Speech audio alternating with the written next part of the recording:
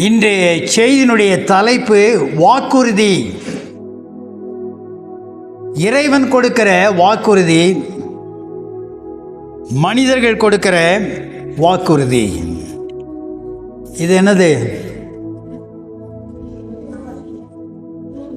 எல்லாம் தெரியுதா? உள்ள வாஸ்து பார்த்துருக்கீங்களா? அதில் ஆங்கிலத்தில் இருக்கு, I promise to pay the bearer the sum of 100 rupees. இது அரசாங்கம் நமக்கு கொடுக்கிற வாக்குறுதி என்னவென்றால், இதை கொண்டு வருகிற நபருக்கு 100 ரூபாய் மதிப்புள்ள பொருட்களையோ அல்லது 100 ரூபா மதிப்பு. இந்த நோட்டை கொண்டு போய் பொருள் இல்லைன்னு சொன்னால் எப்படி இருக்கும்? இது அரசாங்கம் நமக்கு கொடுக்கிற ப்ராமிஸ், வாக்குறுதி. இதை யார் கொண்டு போனாலும் என்ன உண்டு? இதுக்குரிய பொருளை நாம் வாங்கி பெறலாம். இப்போ நம்முடைய பிள்ளைகளுக்கு சில நேரங்களில் வாக்கு கொடுக்குறோம். பெற்றவர்கள் என்ன வாக்கு கொடுக்குறோம்? பரீட்சையில் பாஸ் பண்ணா, நல்ல மதிப்பெண் எடுத்தா, கிளாஸில் ஃபஸ்ட்டு அல்லது ஸ்கூலில் ஃபஸ்ட்டு, மாவட்டத்தில் ஃபஸ்ட்டு, ஸ்டேட் ஃபஸ்ட்லாம் எடுத்தால் என்ன வாங்கி கொடுப்போம்னு சொல்கிறாங்க? மொபைலா? ரைட்டு. வேறு சைக்கிளு, காரு, எல்லாரும் எல்லாம் வாங்கி கொடுக்க முடியாது. ஆனால் என்ன உற்சாகப்படுத்துவதற்காக, பிள்ளைகளை நேசிக்கிறபடியினால பெற்றவர்கள் என்ன செய்கிறார்கள்? அவர்கள் படிப்பில் உற்சாகப்படுத்தும்படியாக உங்களுக்கு இந்த வெகுமதிகளை வாங்கி தருகிறோம். வாக்கு கொடுக்கிறது. இந்த நாட்களில் தேர்தல் வருகிறது, வாக்குறுதிகளை கேட்கிறோம். ஆகவே சில காரியங்கள், அடிப்படை தேவைகள் எல்லாம் அவசியம். ஆனால் எல்லா காரியங்களையும் என்ன செய்ய முடியாது? நிறைவேற்ற முடியாது. அதற்கு வசதிகளும் வாய்ப்புகளும் என்ன வேண்டும்? கண்டிப்பாக வேண்டும். ஒரு அரசியல் கவிஞர் இவ்விதமாக அநேக ஆண்டுகளுக்கு முன்பதாக தன்னுடைய புத்தகத்தில் எழுதியிருக்கிறார். என்ன? சம்சாரி, ஒரு விவசாயி என்ன செய்கிறார்? மாடை வளர்த்து பாலை கறந்து காய்ச்சி அதில் கடைந்து வெண்ணெய், தயிர், வெண்ணெய், மோர் இவைகளை எடுக்கிறார். அப்போ பசுமாட்டிலிருந்து என்ன செய்யப்படுகிறது? மாட்டிலிருந்து பால் இறக்கப்பட்டு அவைகள் இந்த தயிர் மற்றும் வெண்ணெய், மோர் இவைகளெல்லாம் கிடைக்கிறது. இவைகளை பெறுகிறது, பெற்றுக்கொள்வது எல்லாம் இது இயற்கை. ஆனால் அவர் சொல்லுகிறார், அரசியல் கவிஞர் ஒருவர் சொல்லுகிறார், ஒரு அரசியல்வாதி என்பது என்ன செய்யறதாம்?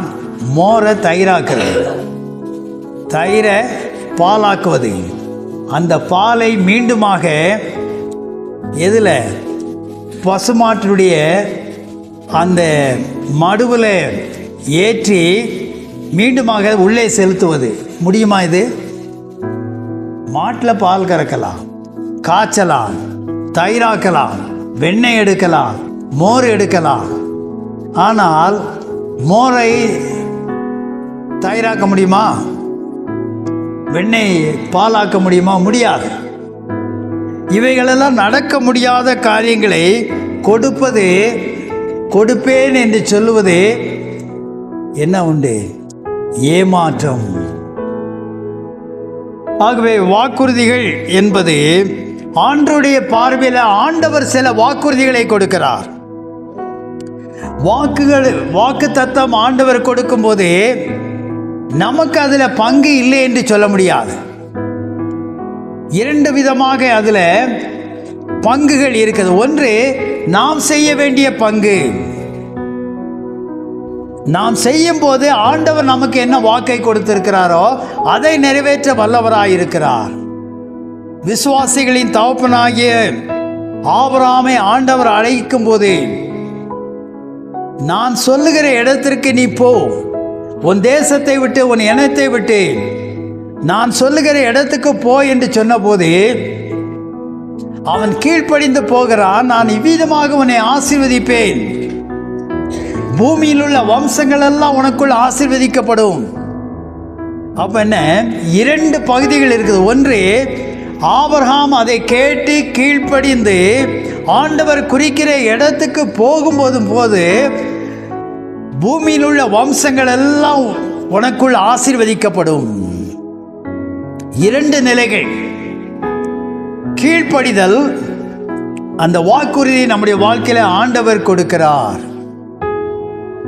ஒன் சைடு, நீ ஒண்ணுமே செய்ய வேண்டாம், உனக்கு எல்லாம் வந்து இறங்கும் என்றால் அதற்கு மதிப்பும் இல்லை, மரியாதையும் கிடையாது. அது தேவையற்றதும் கூட. அதை நம்மை சோம்பேறிகளாக மாற்றுகிறது. பிள்ளைகள் ஒண்ணுமே செய்யாதீங்க, உன்னை படிக்க வைக்கிறேன், எல்லா காரியங்களையும் செய்கிறேன், நீ ஒண்ணுமே செய்ய வேண்டாம் பதிலுக்கு என்று சொன்னால் அது நல்ல பிள்ளைகளை வளர்க்கிற முறை அல்ல. அவருடைய நாம் கொடுக்கிற வாக்குறுதிகள், நாம் செய்கிற அந்த பங்களிப்பு அவருடைய வாழ்க்கையிலும் அவர்கள் என்ன செய்ய வேண்டும்? பங்களிக்க வேண்டும். ஒன்வே டிராஃபிக்காக இருக்க முடியாது. இப்பொழுது ஆண்டவர் அவ்விதமான வாக்குறுதிகளை ஏசாயா 58 அதிகாரத்தில் நாம் பார்க்கிறோம். இந்த அதிகாரம் முழுதுமாக லெந்து நாட்களிலே, உபவாசம் பண்ணுகிற நாட்களிலே ஆண்டவரை நினைவு கூறுகிற ஆண்டவருடைய ஜனங்கள் எவ்விதமாக என்ன காரியத்தை செய்ய வேண்டும் என்று ஆண்டவர் சொல்லுகிறார். இதை செய்தால் உனக்கு எப்படி நன்மை கிடைக்கும்? ஆகவே சில அந்த மத ரீதியாக செய்யப்படுகிற சில காரியங்கள், உபவாசம் அல்லது சரீரத்தை ஒடுக்கிறது, இது மாத்திரம் என்ன அல்ல, ஆண்டவருக்கு பிரியமான காரியம் அல்ல. இவைகளெல்லாம் அவசியம். உபவாசம் பண்ண வேண்டும், ஆண்டவரிடத்தில் பிரார்த்திக்க வேண்டும். இவைகளெல்லாம் நம்முடைய சரீரத்தை ஒடுக்கி நம்முடைய ஆத்மாவை கர்த்தருக்கு நேராக தொடர்பு கொள்ள செய்கிறது. இன்னும் அதிகமாக ஆண்டுடைய சமூகத்தில் நம்மை கிட்டி சேர உதவுகிறது. இந்த லெந்து நாட்களில் அந்த ஆண்டவரை பின்பற்றின ஜனங்கள், ஆண்டவர் அவர்களை பார்த்து கேட்கிறார், மனிதன் தன்னுடைய ஆத்மாவை ஒடுக்கிறதும் தலைவணங்கி நாணலை போல ரெட்டிலும் சாம்பலிலும் படுத்துக் கொள்கிறதும் எனக்கு பிரியமான உபவாச நாளாயிருக்குமா? இதையா உபவாசம் என்றும் கர்த்தருக்கு பிரியமான நாள் என்று சொல்லுவாய்? உபவாசம் அவசியம். தன்னை தாழ்த்துகிறது, தன்னை ஒடுக்கிறது அவசியம். ஆனால் இவைகள் எல்லாம் எதற்காக கடைபிடிக்க வேண்டும்? மற்றவர்களுக்கு இவைகளினால பயன் பெற வேண்டும். என்ன சொல்லப்படுகிறது? அக்கிரமத்தின் கட்டுகளை அவிழ்க்கிறதும், ஜனங்களுக்கு இருக்கிற அக்கிரமத்தின் கட்டுகள் விடுதலை என்பது, சுதந்திரம் என்பது காந்தியடியுடைய பார்வையில் என்று ஒரு கன்னி பெண் நடுராத்திரியில் 12 மணிக்கு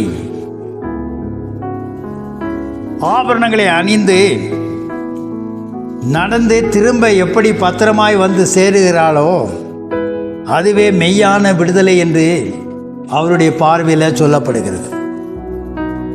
நடக்குமா? ரோட்டில் பெருக்கி கோலம் போட்டுக்கிட்டு இருக்கும்போதே கழுத்தில் இருக்க செயினை அத்திட்டு போயிடுறாங்க. நடந்து செல்லும் போதே கழுத்தில் இருக்கிற செயின் அறுக்கப்படுகிறது. அப்போ சுதந்திரம் என்பது இன்னொரு தேசத்தின் அடிமைத்தனத்திலிருந்து வாங்கி கொடுக்கிறது மாத்திரமல்ல, மனிதனுக்கும் இடையில இருக்கிற அந்த உறவு, அந்த நட்பு, அந்த நேசம், அந்த பாசம் எல்லாம் இருக்க வேண்டும். மனிதனை மனிதன் விழுங்குவதாக, மனிதனுக்கு இருக்கிற கட்டுகள் அவிழ்க்கப்பட வேண்டும். கட்டுகளை அவிழ்க்கிறதும். இந்த உலகத்தில், சமுதாயத்தில் பல இடங்களிலே மனிதன் கட்டப்பட்டு இருக்கிறான். அவனை பலவிதமான காரியங்கள் கட்டி இருக்கிற சமுதாய ஒடுக்கல்கள். சில இடங்களில, சில பகுதிகளில சில சமுதாய மக்கள் நடந்து செல்ல முடியாது. அவருடைய செத்த பிணங்களை எடுத்து செல்ல முடியாது, புதைக்க முடியாது. வேலை வாய்ப்புகள், கல்விகள், சில அடிப்படை காரியங்கள், தண்ணீர், இவைகள் எல்லாம் மறுக்கப்படுகிறது. உலகத்தில் எல்லா மனிதனுக்கும் ஆண்டவர் ஒரே இறைவன். காணப்படுகிற ஒருவேளை நிறங்களிலே வித்தியாசம் இருக்கலாம், பாஷைகளிலே வித்தியாசம் இருக்கலாம், நாம் வாழ்கிற இடங்களிலே வித்தியாசம் இருக்கலாம். ஆனால் தேவனுடைய பார்வையில் எல்லா ஜனங்களும் மத இனம் இல்லாதபடிக்கு ஆண்டவர் எல்லாவற்றையும் உருவாக்கினார். ஆகவே நீங்கள் ஒருவரை ஒருவர் பட்சிப்பீர்கள், ஆனால் அழிந்து போவீர்கள் என்று வேதத்தில் வாசிக்கிறார். இந்த உலகத்தில் மனிதனுக்கு விரோதமான காரியங்கள் வேறு ஒன்றுமில்லை. மனிதனுக்கு சத்துரு அவன் வீட்டாரே. ஆகவே ஜனத்துக்கு விரோதமாக ஜனம், ஜாதிகளுக்கு விரோதமாக ஜாதிகள் எழும்புகிற நாட்களில் வாழுகிறோம். அது மாத்திரமல்ல, இந்த நாட்களில் வளைகுடா பகுதியில் யுத்தங்கள் நடைபெற்று கொண்டு இருக்கிறது. இதனால் பொருளாதார நெருக்கடிகள் அது இந்தியா மாத்திரமல்ல உலக ரீதியாக ஏற்படுகிறது. விலைவாசிகள் உயருகிறது. உலகத்தில் சமாதானம் இன்மை, அக்கிரமத்தின் கட்டுகளை அவிழ்க்கிறதும் நுகத்தடியின் பிணைகளை நெகிழ்கிறதும். எப்படி ஒருவர் மேல் ஒருவர் ஏற்றுகிற அந்த பாரங்கள் அது பொருளாதார நெருக்கடியாய் சமுதாய கட்டுகளாக, அல்லது மற்றவர்கள் சுமக்க முடியாத சில சுமைகளை மற்றவர்கள் அவருடைய கழுத்தில் இவர்களை என்ன செய்கிறது? அவைகளிலிருந்து விடுதலை செய்கிறது, அவைகளை உடைத்து போடுகிறது. ஆகவேதான் ஆண்டவர் சொல்கிறார், வருத்தப்பட்டு பாரம் சுமக்கிறவர்களே, நீங்கள் எல்லாரும் என்னண்டையில் வாருங்கள், நான் உங்களுக்கு இளைப்பாறுதல் தருவேன். சுமக்க முடியாத சில சமுதாய மத கட்டுகளை, சுமைகளை மற்றவர்கள் மேல், சாதாரண மக்கள் மேல் வைக்கிறபடியினால் அவர்களால் சுமக்க முடியவில்லை. ஆகவே தான் இயேசு சொன்னார், உங்களால் சில பாரம்பரியங்கள், சில சடங்குகளை உங்களால் சுமக்க முடியவில்லை. என்னிடத்தில் வாருங்கள், இலவசமாய் பெற்றுக்கொள்ளுங்கள், உங்களுடைய ஆத்மாவுக்கு விடுதலை உண்டு, உங்களுக்கு என்னிடத்தில் சமாதானம் உண்டு, நித்திய ஜீவன் உண்டு என்று ஆண்டவர் சொல்லுகிறார். ஆகவே இந்த உபவாசம் பண்ணுகிற நாட்களில் மாத்திரம் உதவி செய்கிறது மாத்திரமல்ல, மற்றவர்களுக்கு உதவி செய்கிற அந்த சுபாவம், அந்த பண்பாடு நம்முடைய வாழ்க்கையில் கடைசி வரைக்கும் அது லைஃப் ஸ்டைலாக இருக்க வேண்டும். ஏதோ ஒரு காலகட்டத்தில் மாத்திரம் நான் உபவாசம் பண்ணுகிற நாட்கள், லெந்து நாட்களில் மாத்திரம் உதவி செய்கிறது, சில நன்மைகளை செய்கிறது மாத்திரமல்ல, நம்முடைய வாழ்க்கையில் கடைசி வரைக்கும் நம்முடைய சரீரத்துக்கு சுகம் வேண்டுமானால், மனதுக்கு அமைதி வேண்டுமானால், அதுக்கு இருக்கிற அடிப்படை ரகசியம், சத்தியம் என்னவென்றால், பிறருக்கு நம்மால் இயன்ற உதவிகளை நாம் செய்யும் போது அதனால கிடைக்கிற பெரிய ஆத்ம திருப்தி, கஷ்டத்தில் இருக்கிறவர்களுக்கு, துயரத்தில் இருக்கிறவர்களுக்கு நல்ல வார்த்தைகளை, உற்சாகமான ஆசீர்வாதமான வார்த்தைகளை சொல்லி அவளை பலப்படுத்துகிறது. சில முடிந்த உதவிகளை கடன் வாங்கி செய்ய வேண்டிய அவசியம் இல்லை, நமக்கு இருக்கிற காரியத்தை பகிர்ந்து கொள்ளுகிறது. என்ன ஆண்டவர் சொல்கிறார்? பசி உள்ளவனுக்கு உன் ஆகாரத்தை பகிர்ந்து கொடுக்கிறதும், துரத்துண்ட சிறுமியானவர்களை வீட்டிலே சேர்த்து கொள்ளுகிறது. துரத்தி அடிக்கப்பட்டவர்கள் இந்த கிராமத்துக்குள்ளே இருக்கக்கூடாது, இந்த சமுதாயத்தில் இருக்கக்கூடாது என்று துரத்தி அடிக்கப்பட்டவர்களை சேர்த்து கொள்ளுகிறது. மனக்கவலைகள், துரத்தப்பட்டவர்கள், விரட்டப்பட்டவர்கள், இவைகளெல்லாம் சேர்த்து கொள்ளுகிறதும். வஸ்திரம் இல்லாதவர்களுக்கு உடை இல்லாதவர்களை கண்டால் அவனுக்கு வஸ்திரம் கொடுக்கிறதும், அடிப்படை தேவைகள் மனிதனுக்கு வேண்டிய ஆகாரம், உடை, உறைவிடம் இவைகளை கொடுப்பது. அப்ப இது யார் வேண்டுமானால் செய்யலாம். ஆண்டவர் சொன்னா, உனக்கு 2 ஆடை இருக்குமானால் ஒன்றை கொடு, கொடுங்கள் அப்பொழுது உங்களுக்கு கொடுக்கப்படும், கேளுங்கள் கொடுக்கப்படும் என்பது மாத்திரமல்ல, கொடுங்கள் உங்களுக்கு கொடுக்கப்படும், நீங்கள் எந்த அளவின்படி அழைக்கிறீர்களோ அந்த அளவின்படி உங்களுக்கு அழைக்கப்படும். ஆகவே அமிக்கி குலுக்கி சரிந்து விடும்படிக்கு நீங்கள் கொடுங்கள். உன் மாம்சமானவனுக்கு உன்னை ஒழிக்காமல் இருக்கிறதும் அல்லவா. டிரான்ஸ்பரன்சி, வெளிப்படைத்தன்மை.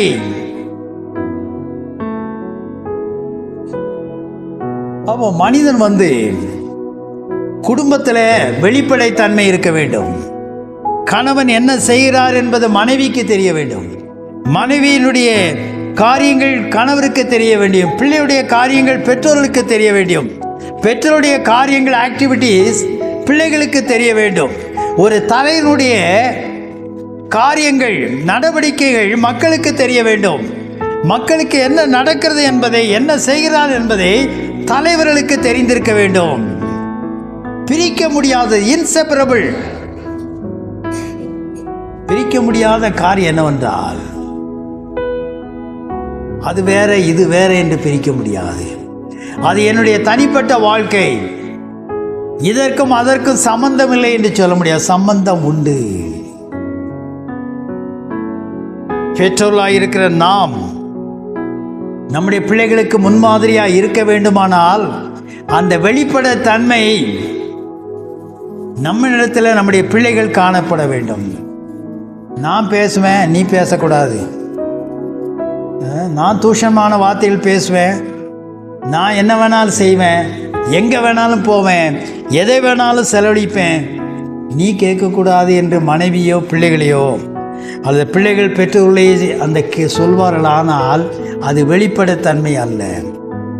ஆகவே ஆசீர்வாதம் வேண்டுமானால், நாம் பிறருக்கு முன்மாதிரியாக இருக்க வேண்டுமானால், மற்றவர்களை நம்முடைய பிள்ளைகளை ஜனங்களை நடத்த வேண்டுமானால், தலைவர்களாய் தலைவியாய் இருக்கிற குடும்ப தலைவர்கள் தலைவிகள் நாம் பிள்ளைகளுக்கு எல்லா விதத்திலும் 24/7 வெளிப்படைத்தன்மையோடு இருக்க வேண்டும். ஆண்டவர் சொன்னார், என்னிலே பாவம் உண்டென்று யார் என்னை குற்றப்படுத்தக்கூடும் என்று இயேசு வினா எழுப்பினார். ஒரு குடும்ப தலைவன் தலைவி அவிதமாக அந்த வெளிப்படைத்தன்மை இருக்க வேண்டும். ஒரு ஆசிரியர்கள், வழிநடத்துகிறவர்கள், போதிக்கிறவர்கள், எந்த தலைவர்களாக இருந்தாலும் வெளிப்படைத்தன்மை விட வேண்டும். ஆகவே குடும்பத்தை நடத்த முடியாதவர்கள் சமுதாயத்தை நடத்த முடியாது. சமுதாயத்தை நடத்த முடியாதவர்கள் நாட்டை நடத்த முடியாது, உலகத்தை நடத்த முடியாது. அது வேற இது வேறன்னு சொல்ல முடியாது, எல்லாம் ஒண்ணுதான். ஆகவே பிறரை எப்பொழுதும் என்ன செய்ய முடியாது, எல்லா நேரங்களிலும் ஏமாற்ற முடியாது. அதுதான் வேதம் சொல்லுகிறது, உன் அந்தரங்கத்தை பார்க்கிற உன் பிதா உனக்கு வெளியரங்கமாய் பலன் அளிப்பார். குடும்பத்தை ஏமாற்றலாம், மக்களை ஏமாற்றலாம், கடவுளை ஏமாற்ற முடியாது. விதைத்தவன் அறுக்க வேண்டும். நீ நன்மை செய்தால் உனக்கு மேன்மை இல்லையோ? ஆகவே வெறும் வாக்குத்தத்தம் மாத்திரமல்ல, செய்யப்பட வேண்டிய அடிப்படை காரியங்கள், மக்களுக்கு வேண்டிய அந்த கட்டுகள் அவிழ்த்தப்பட வேண்டும். சமுதாயத்தில் இன்னும் என்ன செய்யுது, சமநிலை காணப்படும்படியாக அதற்கு என்ன செய்யப்பட வேண்டுமோ அது செய்யப்பட வேண்டும். ஈக்குவாலிட்டி. அப்பொழுதுதான் என்ன உண்டு, ஆண்டவர் கொடுக்கிற வாக்குத்தத்த வாக்குறுதி நிறைவேறும். என்னது? இந்த காரியங்கள் சரி செய்யப்பட வேண்டிய காரியங்கள், அது குடும்பமாய் சமுதாயமாய் இருந்தால் சரி, உணவு, உடை, உறைவிடம் இவைகளெல்லாம் உறுதி செய்யப்படுது மாத்திரமல்ல, நீ உன்னுடைய மாம்சமானவனுக்கு உன்னை ஒழியாமலும் டிரான்ஸ்பரன்சி, வெளிப்படைத்தன்மை இருக்க வேண்டும் 24/7. அப்பொழுதுதான் ஒரு விடிய கால வெளுப்பை போல் வெளிச்சம் எழும்பி உன் சுக வாழ்வு துளிர்த்து உன் நீதி உனக்கு முன்னாலே செல்லும், கர்த்தருடைய மகிமை உன்னை பின்னாலே காக்கும்.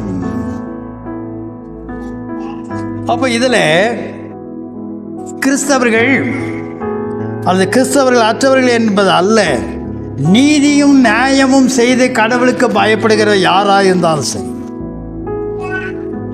பேர் வச்சிருக்கிறவன்லாம் கிறிஸ்தவன் கிடையாது. கிறிஸ்தவ பேர் வைத்திருக்கிறவன்லாம் கிறிஸ்தவர்கள் கிடையாது. என் பேர் கிறிஸ்தவ பெயர் கிடையாது, முழுக்க முழுக்க உங்களுக்கு தெரிந்திருக்கிற பேர். ஆனால் நான் மெய்யாகவே இயேசுவை பின்பற்றுகிற அடியான். ஆகவே கிறிஸ்தவ பேர் வச்சிருக்கிறவெல்லாம் கிறிஸ்தவன் கிடையாது. அப்பொழுது விடியக்கால் வெளிப்பை போல் உன் வெளிச்சம் எழும்பி உன் சுகவாழ்வு சீக்கிரத்தில் துளிர்த்து உன் நீதி உனக்கு முன்னாலே செல்லும், கர்த்தருடைய மகிமை உன்னை பின்னாலே காக்கும். எப்பொழுது வாக்குறுதி ஆண்டவர் கொடுக்கிறார், வாக்குத்தத்தத்தை நிறைவேற்றுகிறார். இந்த காரியங்கள் ஒடுக்கப்பட்டிருக்கிற ஜனங்களுக்கு செய்ய வேண்டிய அடிப்படை காரியங்களை செய்யும் போது அதை செய்கிறவர்களுக்கு